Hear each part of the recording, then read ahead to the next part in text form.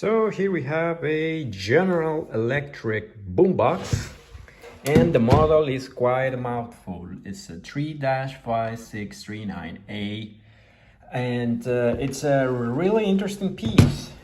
It's a 1990s unit. It's really good looking for the period, and it has some quite unusual features. I'll get to that in a second. So I have my cassette player ready to go and to listen to some Barry Manilow. I'm not gonna play it on the video because of copyright and stuff, but I'll do a quick walk around. And then I'm gonna give it my thoughts at the end. So on the top, we have the equalizer, which is very nice to have on a boombox of this category and this size even. So when you reach the middle, it stops like automatically. There's like a little hump that alerts you that you are right at the middle of it. So you can like know there's no other middle than the one you're currently in. So this is the volume knob. It's really small, but I always confuse myself because this one for me looks more like a volume kind of thing. So I end up grabbing the tuning instead of the volume, which is here. I don't know, it's just me probably. And the knob here has a little like arrow, so you know on which volume setting you're at. Left for min, right for max. Pretty standard, and it has like some grippy things, so you can know which side is up and down as well, and it helps you to like grab it if you're like wet and stuff. So it's quite helpful. And on the top we have the selector, which is the off or tape. That's interesting that they sharing the off and tape. For me, like for some reason, like my logic was telling me to just do the auxiliary to play the tape, but then I realized it says tape on the beginning.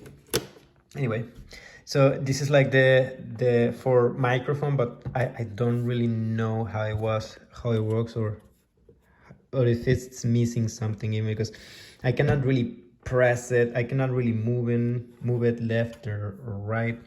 So yeah, if you guys know, let me know. This is the dubbing, high speed, normal, and off.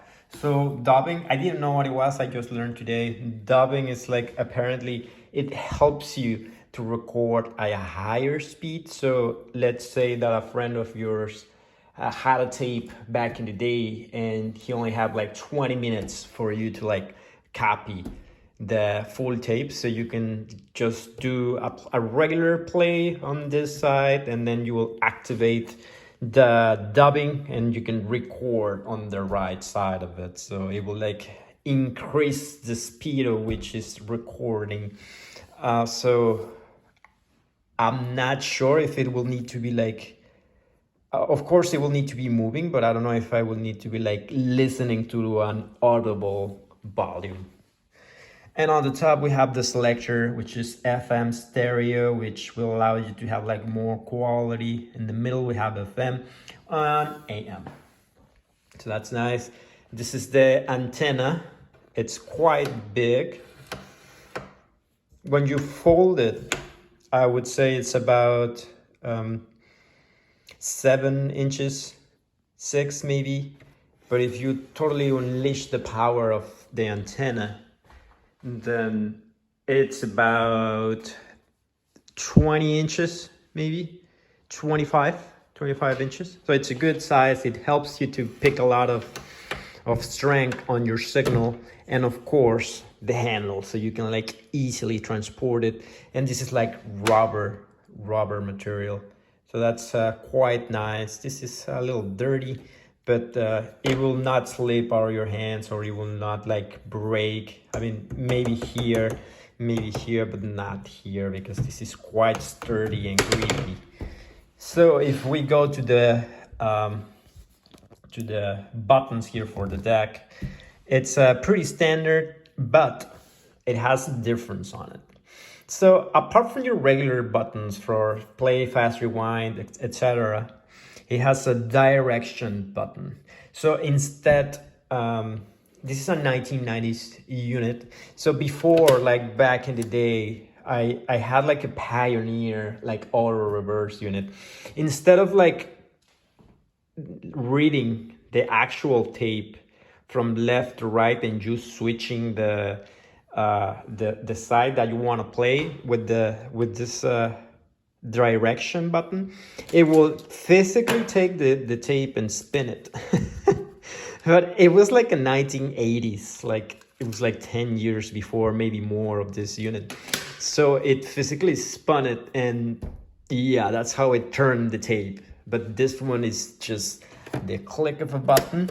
You cannot really see what's going on here, but the press of a button, and you will see I mean, you can hear that the tape will play from a different side. And I do not know what is this button here. It looks like something that is pressed and no longer pressed. Maybe it's like a replay. I don't know. Probably not. Anyway, so it says here, like, if you want to do the high-speed dubbing, you can press here and do the dubbing on the right side, because you have the option for it here, like on the record side. Notice that this one does not have a record option, but the right side does. And the right side does not have a auto reverse option, but it's quite cool, because like when it's playing, I'm gonna decrease the volume. So when it's playing, you can kind of see, I mean, here it's very bright, but you can see an LED. It's telling you which side it's playing. So that's how you know. You see? So that's quite nice. And on the right side, yeah, apart from that, okay, I guess that's pretty much it. But look at this indicators. The right side is red, the left side is white. It's a four speaker sound cushion, whatever that means. 4 speakers. I can see one here, and maybe one here in this space here. And it's quite loud, so that helps. This unit is in good shape. On the back, we have some more of the grippy thing made of rubber. Of course, the module, the Canadian inspection. And here we have an auxiliary. So that's very unusual to see. We have the red and the black one, so you can connect like even a turntable if you have a RCA compatible turntable, even another deck if your cassette player stopped working, or any other unit, like maybe, yeah, you could use this as a receiver. I mean, it's very basic, but you could totally do that. It will get you out of trouble. And finally, on the left side of the unit, looking from the front, you will have 2 options for the beat, and this is like a DC kind of thing, kind of port, and some headphones. So that's very nice that you're allowed to use headphones. And this is not the big 3.5 millimeter headphone jack. This is a 2.5.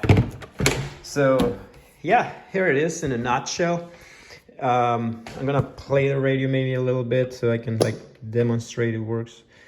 And just one sec. On a construit l'amphithéâtre. Il faut qu'on ouvre l'amphithéâtre. L'amphithéâtre avec quelque chose de très spécial. Alors, quelque chose de rassembleur pour tout le monde.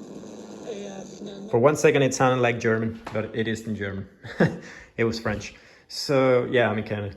So that's it. That's pretty much it in a nutshell. And let me know if you have any questions, and if you had a unit like this, share it with me. And thank you very much.